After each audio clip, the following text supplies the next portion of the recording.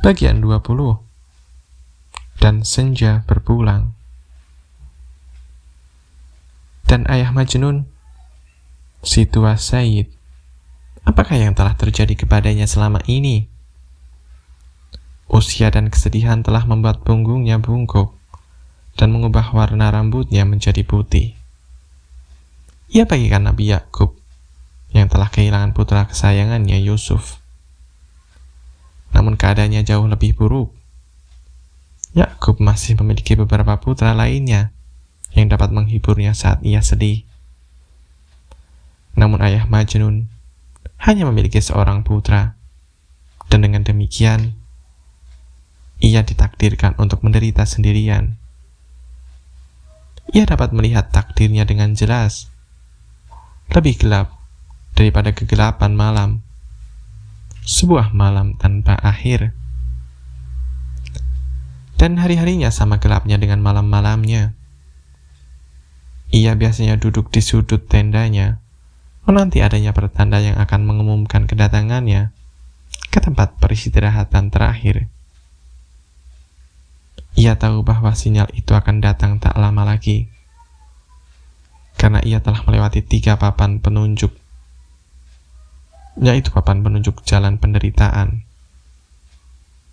kelemahan, serta usia tua. Hanya ada satu tali yang mengikatnya di dunia ini, dan tali itu adalah Majnun. Si tua Sayyid tidak merasa takut akan kematian, namun ia takut jika ia mati tanpa melihat putranya dan sinar matanya.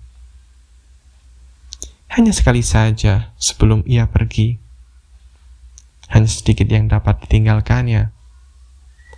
Kepemilikan duniawi tak berarti apa-apa baginya. Namun ia sedih, tak kalah memikirkan bahwa apa yang dimilikinya akan menjadi milik orang asing daripada darah dagingnya sendiri.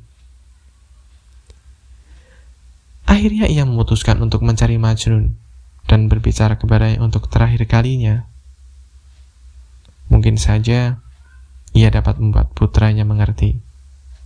Mungkin saja ia dapat membujuknya untuk melepaskan jiwanya dari gurun pasir, untuk menyelamatkan hatinya dari obsesinya. Harapan untuk bertemu dengan Majnun sekali lagi menjadi tempat tergantung hidupnya yang sangat rapuh. Putranya bagikan tali yang mengikatnya pada dunia ini.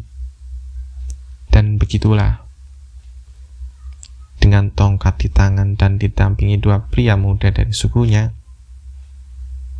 ia berkelana mencari putranya. Ia merasa yakin bahwa atas bimbingan Allah, ia akan mencapai tujuannya. Perjalanan itu sangatlah menyiksa, bahkan bagi pria-pria muda yang mendampinginya.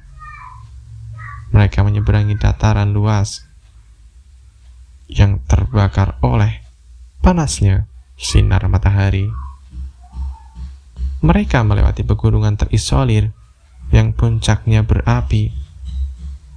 Mereka digigit oleh nyamuk dan hewan-hewan kecil yang berkeliaran di gurun, dan kaki-kaki mereka lecet-lecet karena pasir yang membakar. Mereka berkelana dari oase ke oase, beristirahat semalam, dan bertanya kepada setiap orang yang lewat tentang kabar keberadaan Majnun. Setelah beberapa minggu, tampaknya mereka takkan pernah mencapai tujuan. Namun akhirnya, saat si tua Sayyid merasa khawatir bahwa ia akan meninggal karena hawa panas dan debu, dan juga keputusasaan karena tak tercapainya tujuan mereka, mereka bertemu dengan seorang beduin tua yang mengetahui kabar dari Majnun. "Kalian sedang mencari Majnun?" tanyanya dengan mata terbelalak lebar. "Berarti aku dapat membantu, karena aku tahu di mana ia berada." Ia bersembunyi di sebuah gua kecil terpencil yang mirip dengan lubang api neraka. Aku tak menyarankan kalian ke sana, kecuali jika kalian tak takut kematian. Para pendamping si tua Said memohon agar mereka kembali pulang saja. Namun Said menolak permintaan mereka, dan berangkatlah mereka. Kali ini menuju arah yang diberikan oleh sang Beduin. Dan setelah melakukan perjalanan selama sehari penuh, mereka akhirnya tiba sampai ke tujuan. Tempat itu begitu terisolir, begitu suram, sehingga membuat para pencarinya menangis. Dan ketika mereka menemukan Majnun, setidaknya makhluk yang mereka anggap sebagai Majnun, tangisan mereka semakin keras. Si tua Said tak mengenalinya sebagai manusia, apalagi sebagai darah dagingnya sendiri. Majnun tak lebih dari beberapa tulang belulang yang kurus, yang disatukan oleh kain-kain kotor dan compang-camping. Ia merangkak bagaikan hewan buas, bagaikan roh mengerikan dari neraka yang bangkit dari waktu ke waktu untuk menghantui manusia. Rambutnya kusut, kulitnya berlumur debu. Ia menggeliat di atas pasir bagaikan ular yang berada di ujung kematian. Pemandangan itu menggetarkan hati siapapun yang melihatnya, bahkan mereka-mereka yang berhati keras sekalipun. Dibanjiri oleh rasa cinta dan iba, oleh keharuan serta penderitaan, si tua Said terjatuh dan mendekat putranya di dadanya. Dengan halus, ia memulai wajah putranya, membersihkan debu dan kotoran dari wajah putranya dengan air matanya sendiri. Majnun memandang ke arah ayahnya, namun ia tak melihatnya. Siapakah pria tua ini? Dan untuk siapakah ia menangis? Ia menatap wajah ayahnya dalam-dalam, namun ia tak mengenalinya. Bagaimana mungkin ia dapat mengenali ayahnya jika ia tak bisa mengenali dirinya sendiri? Ia menatap mata pria tua itu dan berkata, "Siapakah Anda? Dari mana asal Anda? Apa yang Anda inginkan dari saya?" "Aku telah mencarimu selama ini, putraku," sahut si tua Said. Ketika Majnun mendengar suara ayahnya, akhirnya ia mengenali siapa sosok asing yang berada di hadapannya. Ia bergerak maju dan menjatuhkan dirinya ke kedua tangan pria tua itu dan mulai menangis tak terkontrol. Si tua Said mencium pipi putranya dan menekannya begitu keras ke dadanya hingga jantungnya nyaris meledak. Selama beberapa menit yang penuh air mata, mereka saling berpelukan. Ketika mereka telah mendapatkan keterangan kembali, si tua Said mengambil jubah sutra terhalus dari tasnya, sepasang sepatu kulit dan sorban seputih damas. Baginya tidaklah pantas bagi putranya untuk berjalan ke sana kemari bagaikan mayat hidup. Bagaikan mayat yang dibangkitkan kembali saat hari kiamat dalam keadaan telanjang.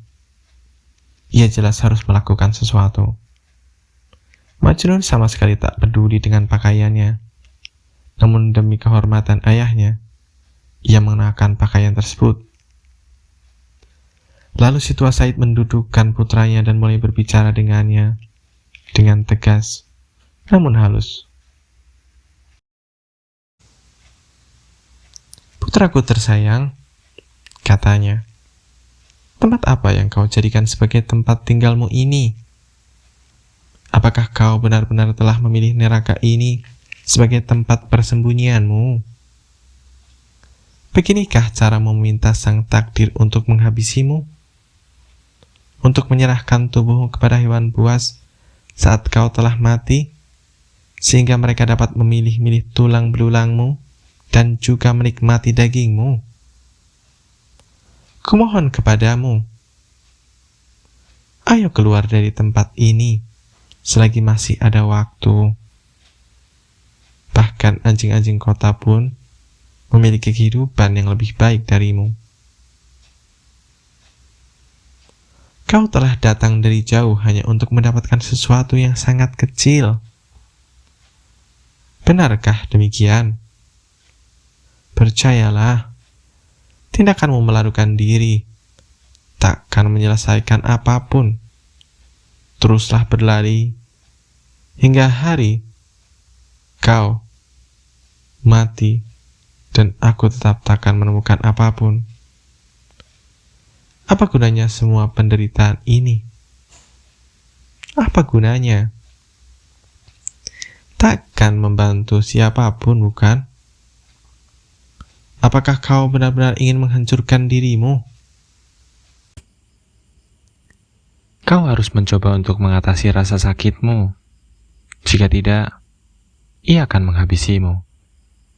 Kesedihan itu akan menelanmu bulat-bulat, karena kau hanyalah manusia biasa.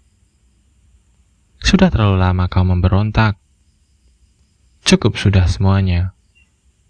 Kau harus menerima segala sesuatunya sebagaimana mestinya. Dunia tak akan berubah karena keinginanmu, terutama jika kau memalingkan dirimu darinya. Untuk apa kau hidup di alam liar ini bersama dengan hewan-hewan buas? Untuk apa kau bersembunyi di gua kotor ini? Kau bagian iblis penyair yang memakan kesedihannya sendiri. Cobalah untuk mengalihkan perhatianmu dari semua ini. Coba pikirkan hal yang lain, sesuatu yang sepele dan tak beresiko apapun. Tertawalah, bersenda guraulah, dan berbahagialah. Ya, memang awalnya terasa palsu, tapi tak butuh waktu lama, dan tawa itu akan menjadi nyata. Berlakulah sesuka hatimu. Biarkan hatimu menikmati kenikmatan dunia. Dan mengapa tidak? Begitulah kehidupan. Kehidupan mengembuskan nafas panas dan dingin, dan kau harus belajar untuk menerimanya. Entah janji-janji kehidupan itu nyata atau tidak, tapi kau harus belajar untuk bisa menikmati setiap momennya begitu ia datang. Kau harus meraih hari ini, karena kau tak dapat mempercayai esok hari. Nikmati apa yang kau miliki hari ini. Nikmatilah hasil dari benih yang telah kau sebarkan. Karena hari ini adalah harimu. Esok adalah milik kematian. Dan hanya milik kematian. Kematian semata. Tak ada yang lebih berarti daripada apa yang telah kau raih selama ini. Seorang wanita hanya dapat mengenakan pakaian yang dimilikinya. Seorang pria hanya dapat memanen hasil dari benih yang telah ia tanam.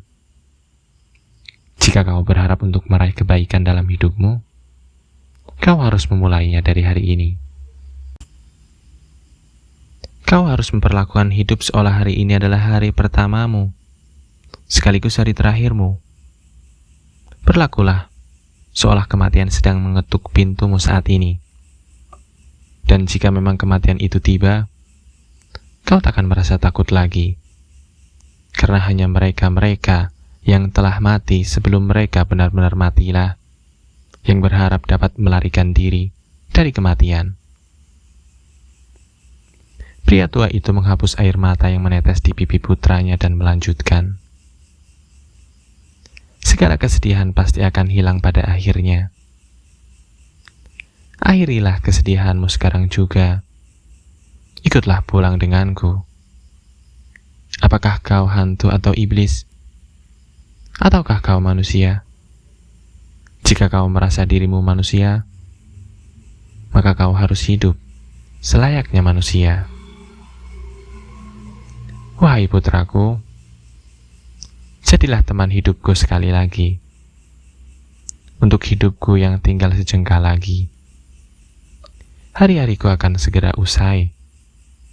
Bagiku, malam telah menjelang.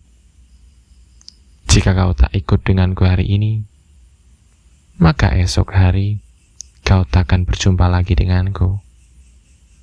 Aku harus pergi, dan kau harus mengenakan mantel kekuasaanku dan menggantikan posisiku.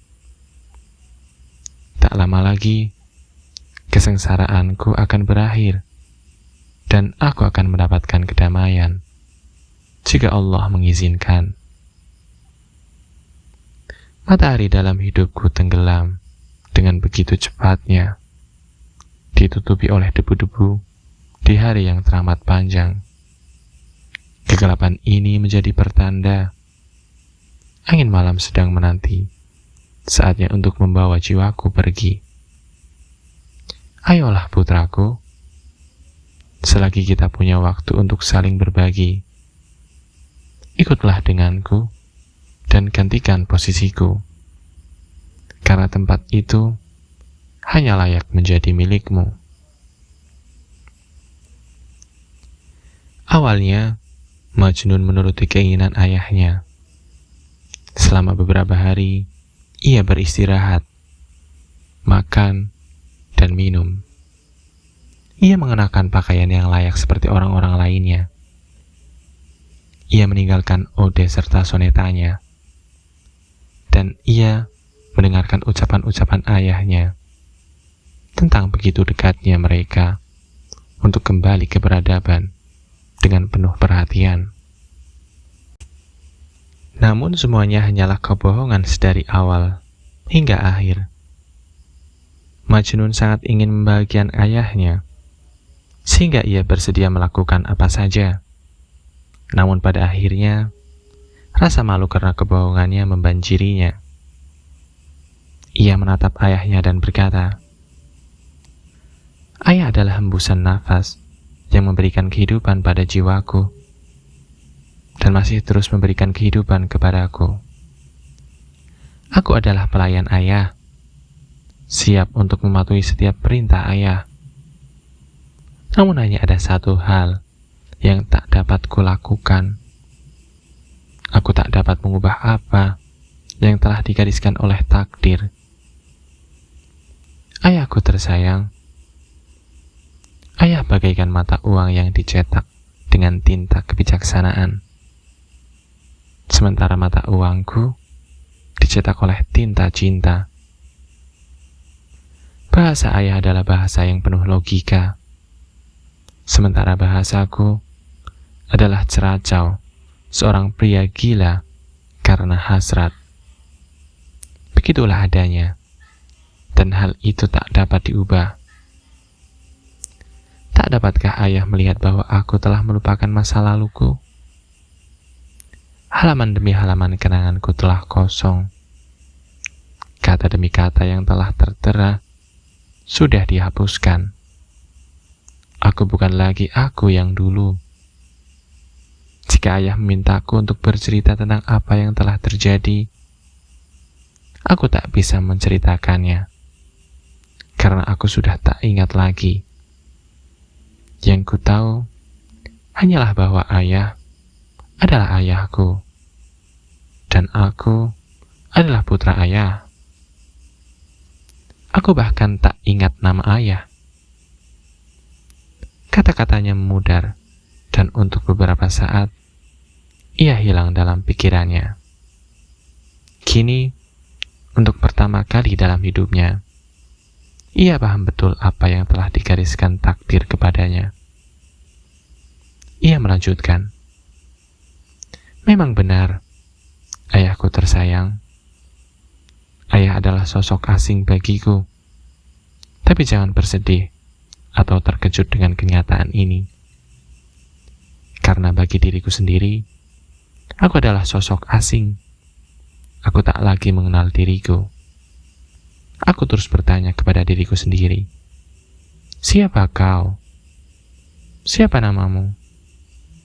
Apakah kau sedang jatuh cinta? Dan jika benar demikian, dengan siapa kau jatuh cinta? Apakah kau dicintai? benar? Oleh siapa? Api menyala dalam jiwaku, api yang begitu panas sehingga membakar habis keberadaanku dan menjadikannya abu. Dan kini aku tersesat di alam liar ini atas keinginanku sendiri. Tidakkah ayah lihat bahwa aku telah menjadi liar seperti sekelilingku? Sebuah makhluk buas yang ayah lihat di sini. Bagaimana mungkin aku dapat kembali ke dunia nyata? Aku bagian makhluk asing bagi mereka, dan dunia mereka sangat asing bagiku. Jangan paksa aku untuk kembali, ayah. Hal itu takkan ada gunanya. Aku hanya akan menjadi beban bagimu dan bahaya bagi lainnya. Disinilah tempatku. Aku tak membahayakan siapapun di tempat ini. Andai saja ayah dapat melupakan keberadaanku. Andai saja ayah dapat menghapusku dari kenangan ayah dan melupakan bahwa ayah pernah memiliki seorang putra.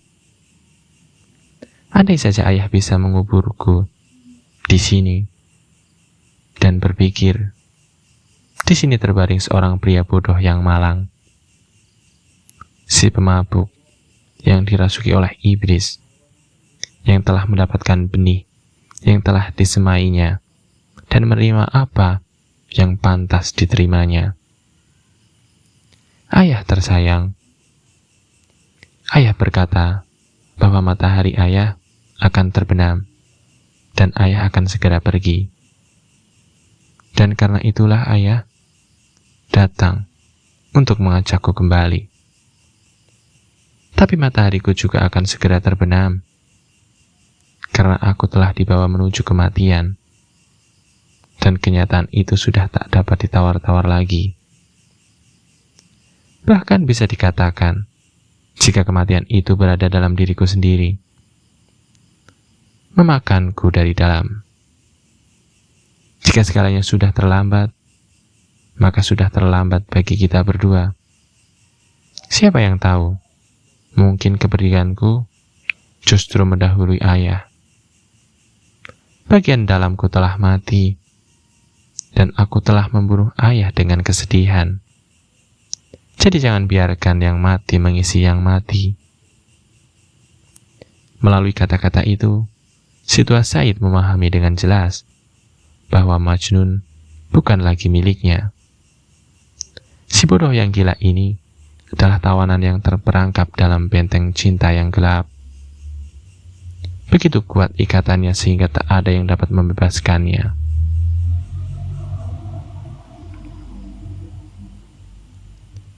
Si pria tua itu menggenggam tangan Majnun dan berkata, "Putraku tersayang, kau memakan dirimu sendiri dalam kesedihanmu, dan kesedihan itu memakan darahmu. Apa yang harus kulakukan denganmu? Kau adalah rasa sakitku, namun kau juga adalah kebanggaanku. Saatlah jelas bahwa tak ada lagi yang dapat kulakukan untuk membujukmu kembali pulang. Karena itu, aku akan pergi. Aku akan meninggalkanmu dan kembali pulang. Lalu aku akan meninggalkan dunia ini untuk selamanya." Genggamlah tanganku erat-erat, putraku. Lihatlah bagaimana air mata menetes dan mengalir menjadi sungai. Air mata ini akan membersihkanku, sehingga aku akan memulai perjalanan dalam keadaan segar. Pegang aku erat-erat, sayangku. Menit-menit terakhir bersamamu ini bagaikan persediaan makanan yang cukup untuk perjalananku. Aku telah mengepak barang-barangku dan telah siap untuk berangkat. Bergerak, bergerak. Selama hidupnya, manusia harus bergerak, dan begitulah seharusnya.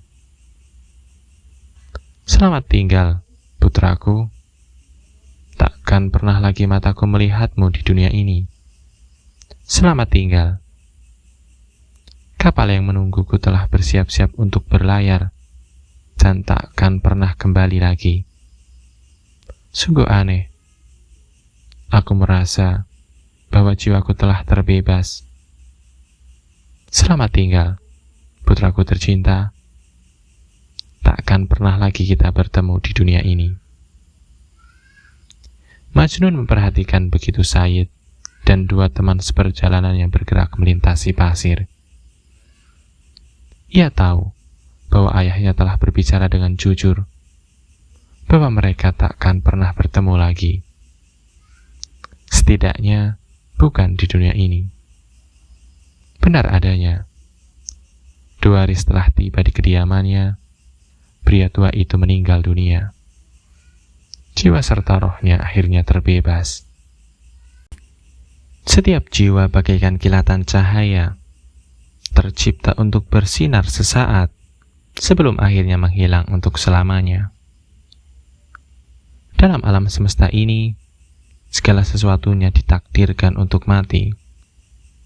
Tak ada yang tercipta untuk berlangsung selamanya.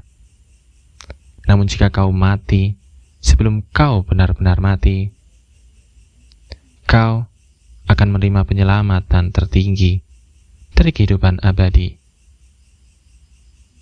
Segalanya tergantung kepadamu. Kau adalah takdirmu sendiri. Dan apapun takdir itu, atau akan seperti apa nantinya, ia berada dalam dirimu. Dan pada akhirnya, yang baik akan berkumpul dengan sesamanya, dan yang buruk juga akan berkumpul dengan kaumnya. Rahasiamu akan diumumkan dari puncak gunung, dan ketika gema itu kembali, kau menyadari bahwa itu adalah suaramu sendiri.